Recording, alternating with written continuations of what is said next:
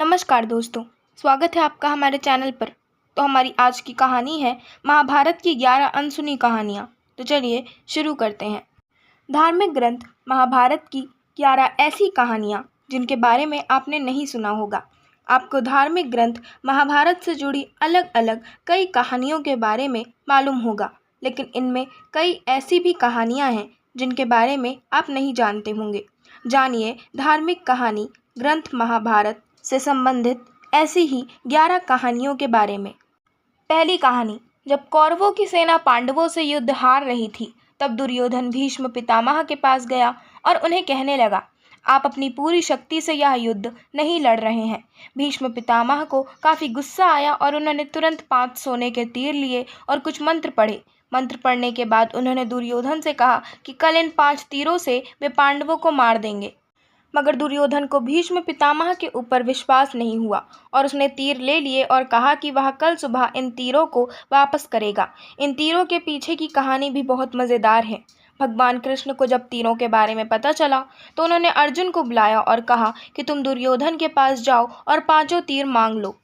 दुर्योधन की जान तुमने एक बार गंधर्व से बचाई थी, इसके बदले उसने कहा था कोई एक चीज़ जान बचाने के लिए मांग लो। समय आ गया है, अभी तुम उन 5 सोने की तीर मांग लो। अर्जुन दुर्योधन के पास गया और उसने तीर मांगे। क्षत्रिय होने के नाते दुर्योधन ने अपने वचन को पूरा किया और तीर अर्जुन को दे दिए। दूसरी कहानी। द्रोणाचार्य को भारत का पहला टेस्ट ट्यूब बेबी माना जा सकता है।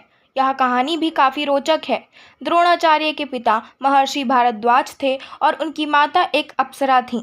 दरअसल एक शाम भारद्वाज शाम में गंगा नहाने गए, तभी उन्हें वहाँ एक अप्सरा नहाती हुई दिखी। उसकी सुंदरता को देख ऋषि मंत्रमुग्ध हो गए और उनके शरीर से शुक्राणु निकला, जिसे ऋषि ने एक मिट्टी के बर्तन में जमा करके अंधेरे में रख दिया। इसी से द्रोणाचार्य का जन्म हुआ। तीसरी कहानी। जब पांडवों के पिता पांडु मरने के करीब थे तो उन्होंने अपने पुत्रों से कहा कि बुद्धिमान बनने और ज्ञान हासिल करने के लिए वे उनका मस्तिष्क खा जाएं। केवल सहदेव ने उनकी इच्छा पूरी की और उनके मस्तिष्क को खा लिया। पहली बार खाने पर उसे दुनिया में हो चुकी चीज़ों के बारे में जानकारी मिली। चौथी कहानी। अभिमन्यु की पत्नी वत्सला बलराम की बेटी थी। बलराम चाहते थे कि वत्सला की शादी दुर्योधन के बेटे लक्ष्मण से हो। वत्सला और अभिमन्यु एक दूसरे से प्यार करते थे। अभिमन्यु ने वत्सला को पाने के लिए घटोत्कच की मदद ली। घटोत्कच ने लक्ष्मण को इतना डराया कि उसने कसम खा ली कि वह पूरी जिंदगी शादी नहीं करेगा। पांचवी कहानी। अर्जुन के बेटे इरावन ने अपने पिता की जीत के लिए खुद की बलि दी थी। बलि देने से पहले उसकी अंतिम इच्छा यह थी कि वह मरने से पहले शादी कर ले, मगर इस शादी के लिए कोई भी लड़की तैयार नहीं थी, क्योंकि शादी के तुरंत बाद उसके पति को मरना था। इस स्थिति में भगवान कृष्ण ने मोहिनी का रूप लिया और इरावन से न केवल शादी की बल्कि एक पत्नी की तरह उसे विदा करते हुए रोए भी। छठी कहानी।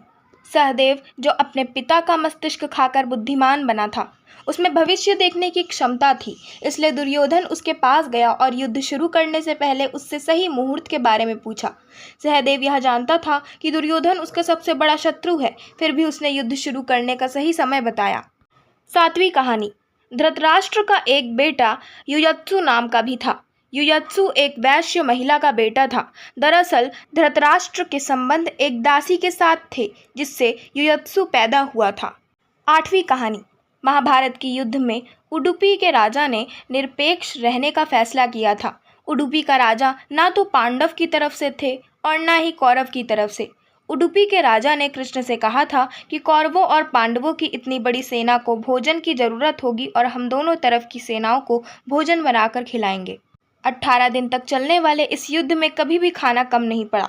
सेना ने जब राजा से इस बारे में पूछा तो उन्होंने इसका श्रेय कृष्ण को दिया। राजा ने कहा कि जब कृष्ण भोजन करते हैं तो उनके आहार से उन्हें पता चल जाता है कि कल कितने लोग मरने वाले हैं और खाना इसी हिसाब से बनाया जाता है। 9वीं कहानी। जब दुर्योधन कुरुक्षेत्र के युद्ध क्षेत्र में आखिरी सांस से ले रहा था, उस समय उसने अपनी 3 उंगलियां उठा रखी थीं। भगवान कृष्ण उसके पास गए और समझ गए कि दुर्योधन कहना चाहता है कि अगर वह 3 गलतियां युद्ध में ना करता तो युद्ध जीत लेता। मगर कृष्ण ने दुर्योधन को कहा कि अगर तुम कुछ भी कर लेते तब भी हार जाते। ऐसा सुनने के बाद दुर्योधन ने अपनी उंगली नीचे कर ली। 10वीं कहानी। कर्ण और दुर्योधन की दोस्ती के किस्से तो काफ़ी मशहूर हैं। कर्ण और दुर्योधन की पत्नी दोनों एक बार शतरंज खेल रहे थे। इस खेल में कर्ण जीत रहा था। तभी भानुमति ने दुर्योधन को आते देखा और खड़े होने की कोशिश की। दुर्योधन के आने के बारे में कर्ण को पता नहीं था, इसलिए जैसे ही भानुमति ने उठने की कोशिश की, कर्ण ने उसे पकड़ना चाहा। भानुमति के बदले उसके मोतियों की माला उसके हाथ में आ गई और वह टूट गई। दुर्योधन तब तक कमरे में आ चुका था। दुर्योधन को देखकर भानुमति और कर्ण दोनों डर गए कि दुर्योधन को कहीं कुछ गलत शक न हो जाए, मगर दुर्योधन को कर्ण पर काफी विश्वास था। उसने सिर्फ इतना कहा कि मोतियों को उठा लो। 11वीं कहानी। कर्ण दान करने के लिए काफी प्रसिद्ध था। कर्ण जब युद्ध क्षेत्र में आखिरी सांस ले रहा था तो भगवान कृष्ण ने उसकी दानशीलता की परीक्षा लेनी चाहिए। वे गरीब ब्राह्मण बनकर कर्ण के पास गए और कहा कि तुम्हारे बारे में काफ़ी सुना है और तुम्हें मुझे अभी कुछ उपहार देना होगा। कर्ण ने उत्तर में कहा कि आप जो भी चाहें मांग ले। ब्राह्मण ने सोना मांगा। कर्ण ने कहा कि सोना तो उसके दांत में है और आप इसे ले सकते हैं। ब्राह्मण ने जवाब दिया कि मैं इतना कायर नहीं हूँ कि तुम्हारे दांत तोड़ूं। कर्ण ने तब एक पत्थर उठाया और अपने दांत तोड़ लिए। ब्राह्मण ने इसे भी लेने से इनकार करते हुए कहा कि खून से सना हुआ यह सोना वह नहीं ले सकता। कर्ण ने इसके बाद एक बाण उठाया और आसमान की तरफ चलाया। इसके बाद बारिश होने लगी और दांत धुल गया। आशा करती हूँ आपको हमारी आज की कहानियाँ पसंद आई होंगी। अगर आपको हमारी आज की कहानियाँ पसंद आई हों तो हमारे चैनल को सब्सक्राइब करें, वीडियो को लाइक करें और बेल आइकन दबाना ना भूलें। धन्यवाद।